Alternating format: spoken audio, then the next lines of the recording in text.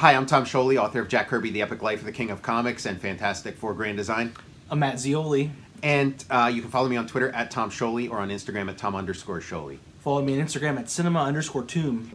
Everything, everywhere, all at once. Oscar nominated Best Picture. Yeah, and we said we were gonna watch, all those Oscar nominated movies. So we got one, one down. Yeah, I mean, we secretly we have a couple. We saw Top Gun Maverick. Well, yeah, other than the ones we already saw, but there's still a lot to go. But Everything, Everywhere, all at once.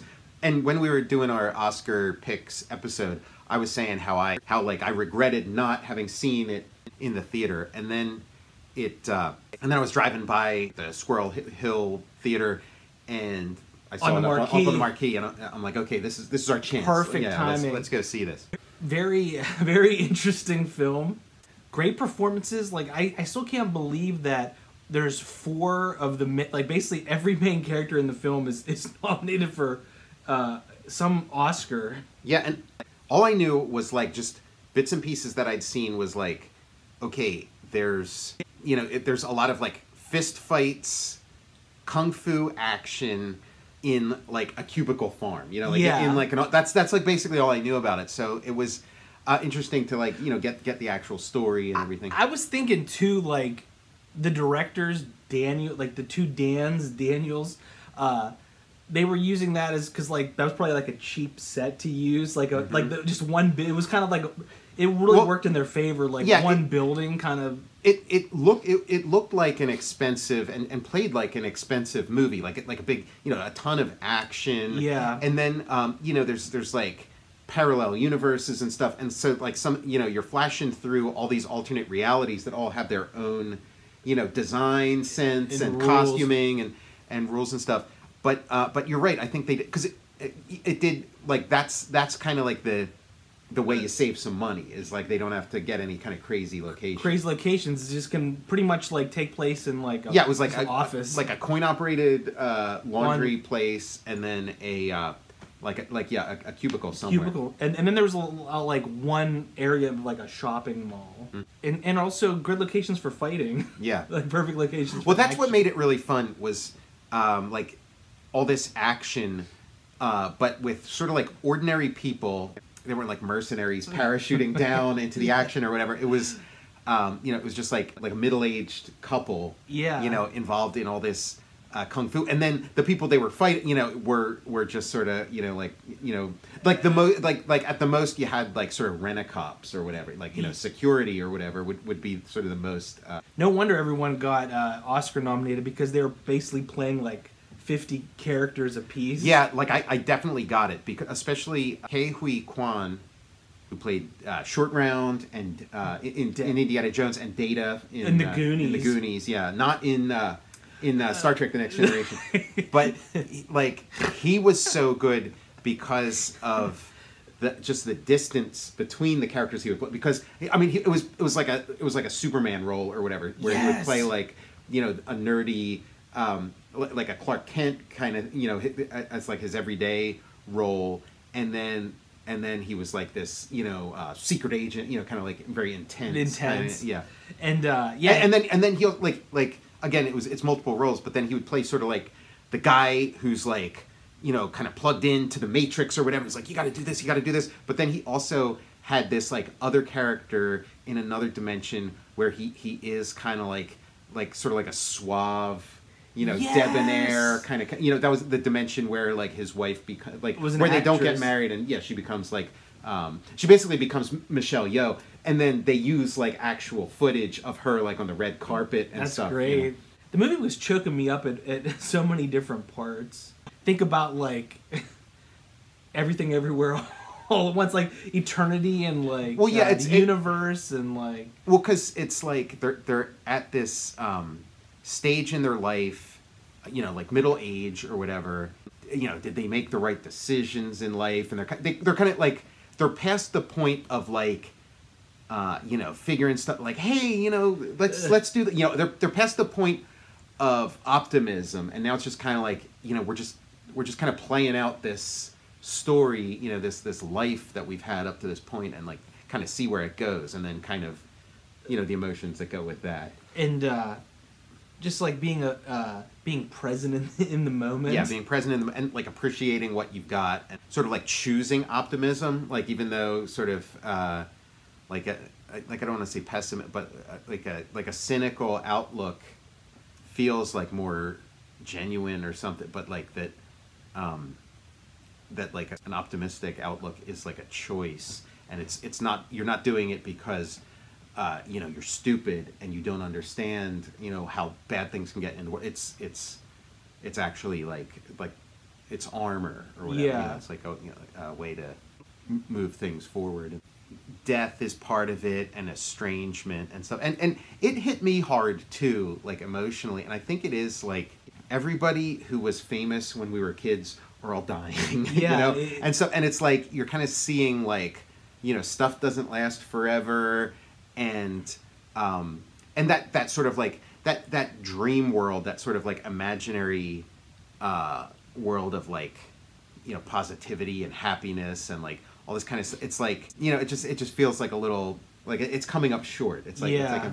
It's like from a nostalgic point of view, Ke Huy Quan, like just hearing his voice was like such a nostalgic thing. Like a song. He's got like the same cadence and the same like tone and vocal quality as he did in like, and like Indiana Jones and the Temple of Doom. Like I just watched that like maybe 2 weeks ago or something, you know. So it's like and it's like I don't know what he's been up to, you know, all these years since he was like a child actor. So it is kind of like it just happened all at once, you know. Like here he is in Temple of Doom and Goonies, and then now he's you know, 50. Yeah, know? Like he because we just watched Encino Man, yeah, and he had a small role in that. Okay, and that was his final film for a long time. He did like some like second unit directing, and he went back to school and got a degree from USC Film School. Okay, yeah, and so it was like, and then, you know, I'd see him, like there was the photo that was floating around of him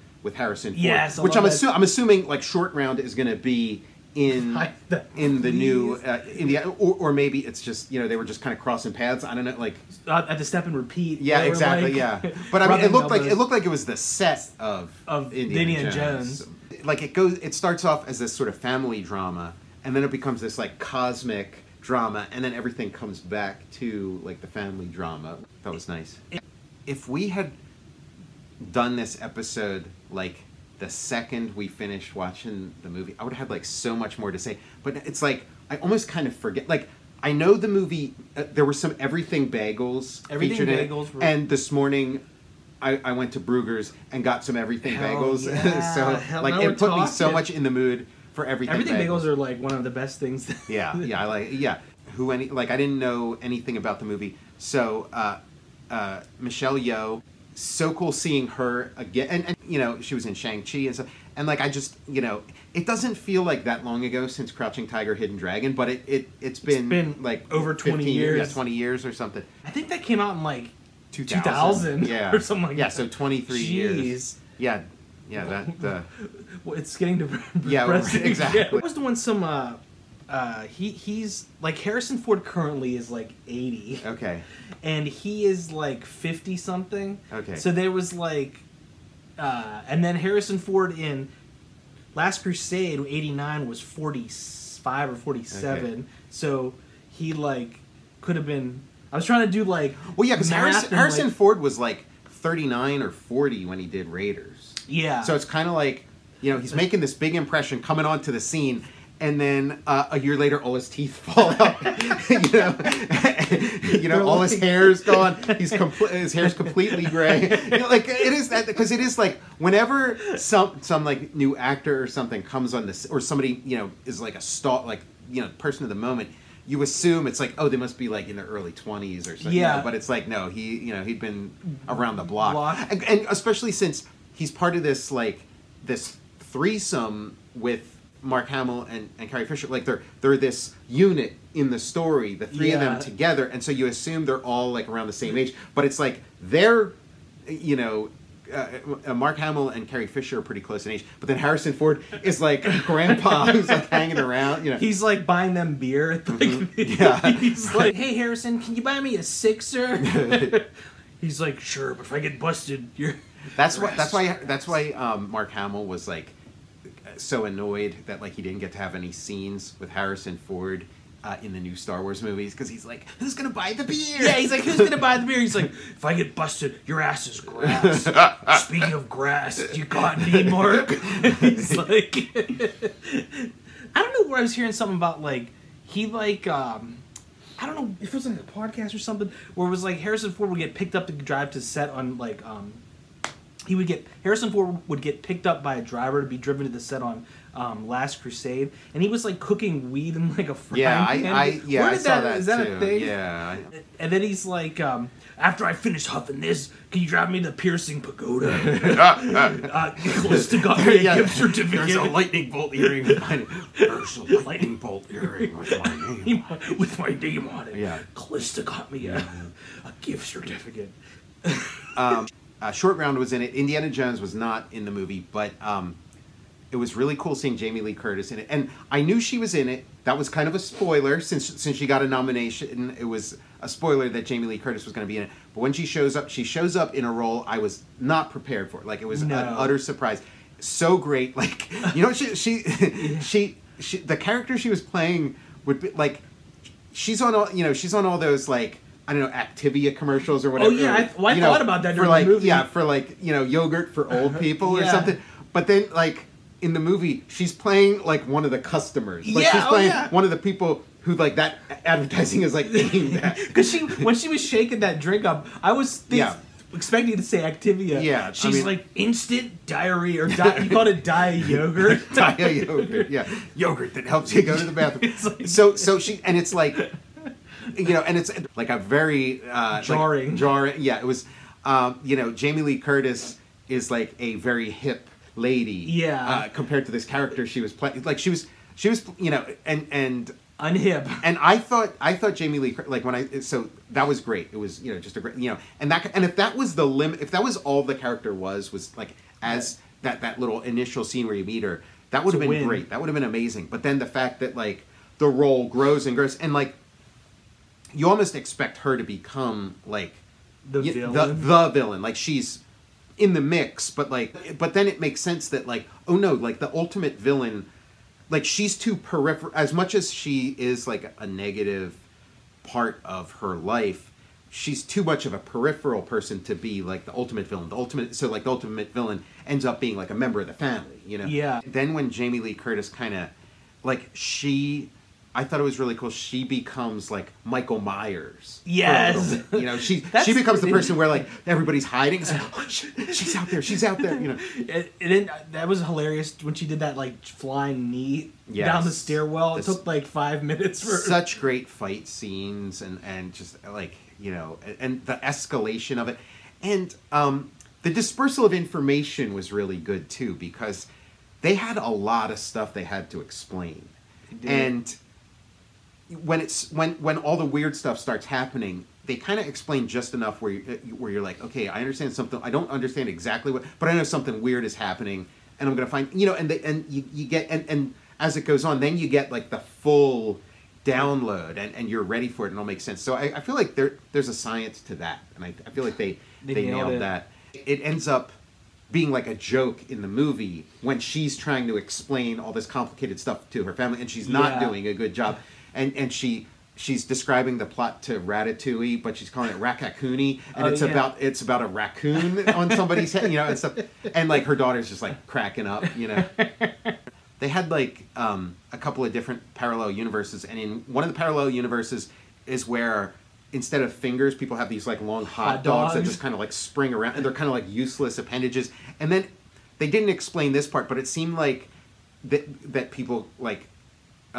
Instead of saliva or something like mustard and ketchup comes out of their mouths, and then they use their feet. And that's another one. That's like a bit of information that they that comes later, you know, because they've sort of primed you with this other stuff. So then the revelation that in that dimension, since your fingers are kind of useless, everybody's like experts with their feet. I was worried that it was going to be like just kind of. Weird for weird's sake, right? Just having point. It's like, isn't that so weird? And I would have been okay with that, and that was kind of what I was expecting.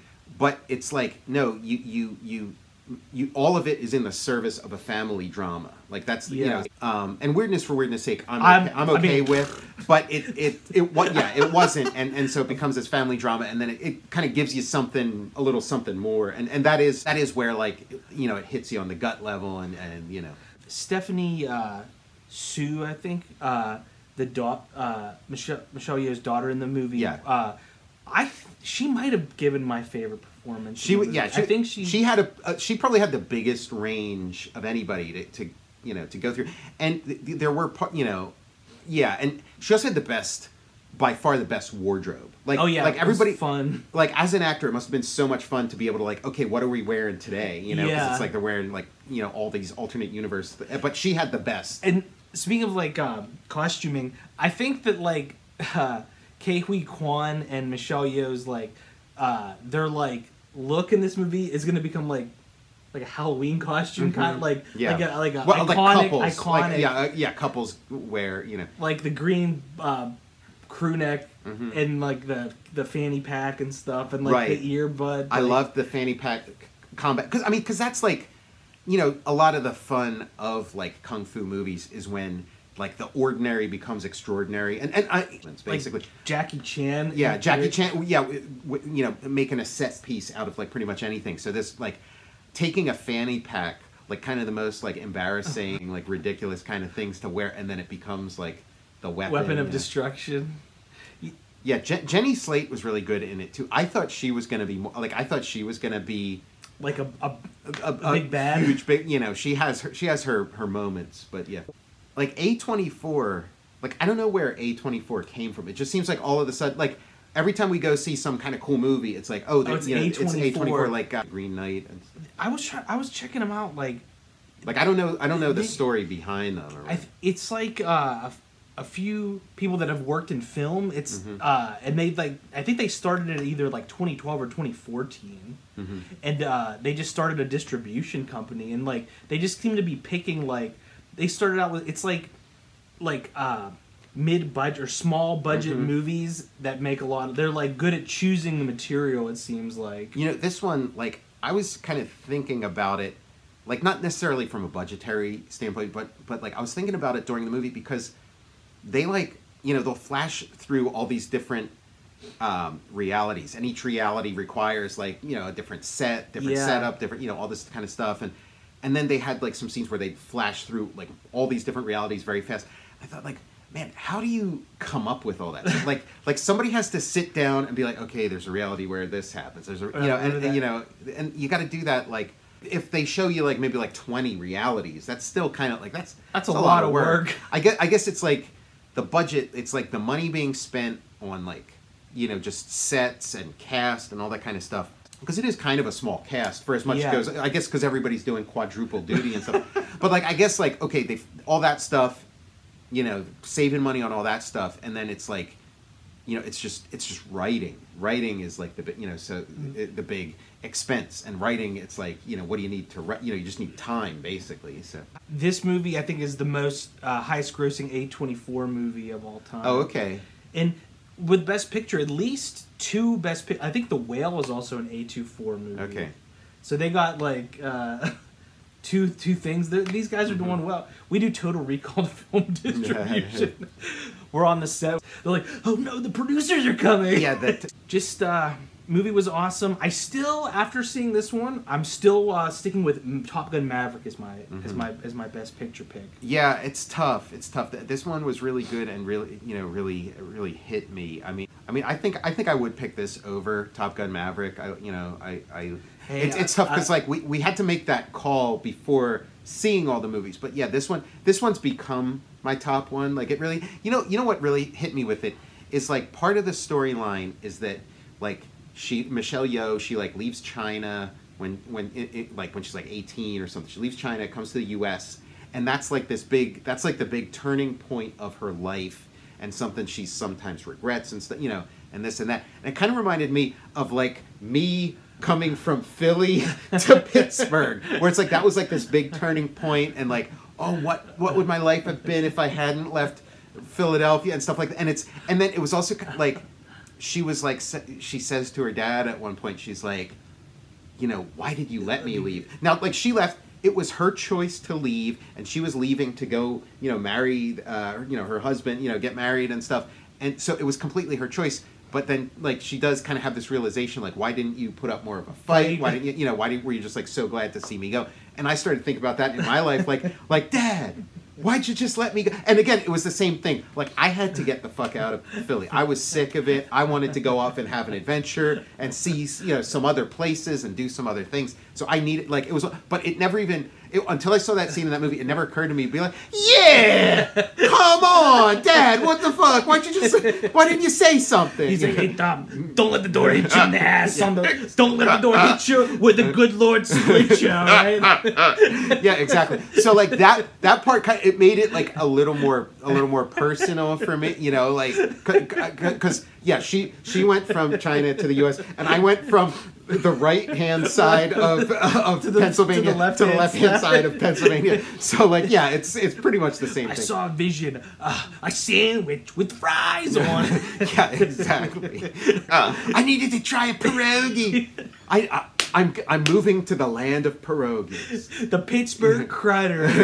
I'm moving to the land, like, land of random toilets. You know, like, Hollywood is kind of like the big thing that beckons. Like, that's you know, America. Like if you dream about America, it's like Hollywood is like what the, you know, what the, and so for me it was like Rick Seaback documentaries. I want to live in a Rick Seaback documentary. I want to go have some Kennywood memories and do some Pittsburgh A to Z. A skyscraper. I want to get a skyscraper cone at Isley's. I want to get some chipped ham. I want to get some pierogies. Mayor Sophie Maslow. Yeah, I want to get fries on my sandwich. I want to meet Sophie Maslow. Pittsburgh's the big, New York City is the Big Apple. Pittsburgh's the Big Pierogi. The Big Pierogi. You know, it is it's very unfair. Like, I'm watching this movie and then I'm having I'm going through the same journey as, like, Michelle Yeoh, and I'm having those feelings of like, Dad, why didn't you say something? But meanwhile, like, it's a little unfair because my dad, like, you know, all through the time that I've lived in Pittsburgh, it's like, when are you moving back? When are you coming back? Hey, you know, you went there for school, but you should move back. And he's like trying to get me jobs. He's like, how about, you know, getting me like a teaching job at his high school? So it's a little, I'm playing a little bit of dirty pool. So, but like in the moment of watching the movie, I felt it, even though it doesn't like line up, like it doesn't match the facts. Yeah. But, you know, but the emotion, it's about like the emotion. And, you know. Don't let the door hit you on the ass on the way out. Yeah. The Big Pierogi. You're like, I want a pierogi. Yeah. Yeah. These dreams of, I'm going out west. I'm going out west. Oh, to Hollywood. No, to Pittsburgh. It's like I'm dreaming of a giant kielbasa. Yeah, I think in like, there was like a show with Matt Frewer in it called Dr. Doctor, where he played a doctor. Like it was Max Headroom, Matt Frewer. Yeah. It was called Dr. Doctor. And I think like in one of the episodes they said that like, oh yeah, Pittsburgh's the most livable city in America. I think that like that's the extent of like the research I did of like, hey, you know, is Pittsburgh, should I go to Pittsburgh or not? You know, that was the extent of the research I did, was that episode of Dr. Doctor. You saw House Guests with Bill Hardman and Sid. So that was like enough to put this like over the top a little bit for me, ahead of Top Gun Maverick. Top Gun Maverick, it was an emotional journey. It was a lot of fun, and I was so in it. But this was like, Maverick seems like boring, underpopulated, you know, by comparison. Like it feels like an interminable bore compared to like, you know, because this movie's like more my speed too. It's like more like, you know, hitting you from all angles and stuff. After seeing it, I have a feeling it's going to win Best Picture after watching it. I'm still team Top Gun. The deck is stacked because it's got a ton of like Academy voters in the movie. Yeah, to begin with. But the other thing I wanted to bring up is it reminded me, like, because I'm trying to think like, you know, reverse engineer it of like, you know, how do you come up with a movie like this? And like, if you read a lot of comics and stuff, the parallel universes and all that, you know, Crisis on Infinite Earths, all this kind of stuff.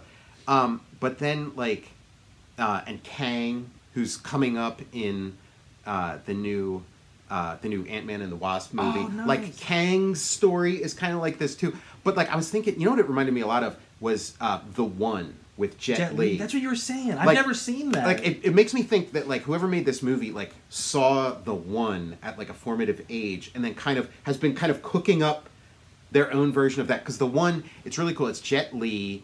It's it came out like, yeah, we're talking about Crouching Tiger, Hidden Dragon. Probably came out around the same time. It came out like maybe it was like 2001 or 2000, 2002, something like that. But it was like Jet Li. There's like, you know, all these parallel universes, this multiverse, and there's like a good Jet Li who's like the main character, the guy we know, lives in our universe. And then there's like the evil Jet Li who's working his way from universe to universe, killing all the other Jet Lis, because every time all the multiverse of Jet Lis are all connected. So every time one of them dies, all the others get that much more powerful. So that's why like the main Jet Li keeps getting more and more powerful. And he's like, why is this happening? How, you know, but it turns out there's the evil Jet Li killing all the other Jet Lis.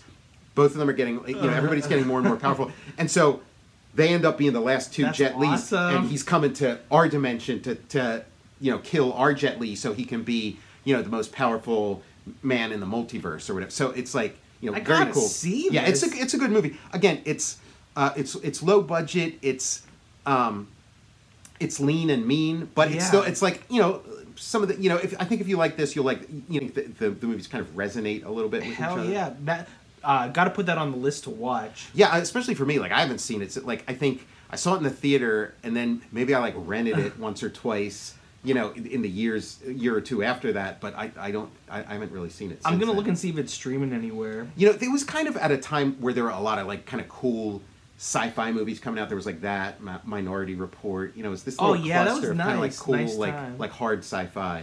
And then there was a great. If you haven't seen Kiss of the Dragon with Jet Li, dude, you gotta see that one. That's an early 2000 Jet Li action flick too. Features amazing. He uses deadly acupuncture in that, which is pretty sick. Yeah, there was. I think there was like a little bit of acupuncture. Like there was maybe a glimpse for like 1 second in for 1 second in Everything Everywhere All at Once. There was like. Just for like, we got like a quick glimpse of like a universe, I think, where she was like an acupuncturist. There was something with like the guy who had like a crick in his neck or something. Oh yeah, you know, she kind of fixes it or something. That was like funny with the sign spinning too. The sign spin, yeah. It is one of those movies where like laying a lot of pipe. You know, you see these like little these little things that seem like non sequiturs, and then they end up, you know, feeding into the thing. What a good. Yeah, I enjoyed flick, it. Yeah, man. good time at the movies. I'm Tom Scioli, author of Jack Kirby, The Epic Life of the King of Comics, and Fantastic Four Grand Designs. I'm Matt Zeoli. And you can follow me on Twitter at Tom Scioli or on Instagram at Tom_Scioli. Follow me on Instagram at cinema_tomb. And check out my Patreon. Go to patreon.com and see all different comics and things that I've been working on for the past few years. Follow the show on Instagram at total_recall_show. And we'll see you at the movies. Because Siskel and Ebert are dead, so we could say that. Yeah.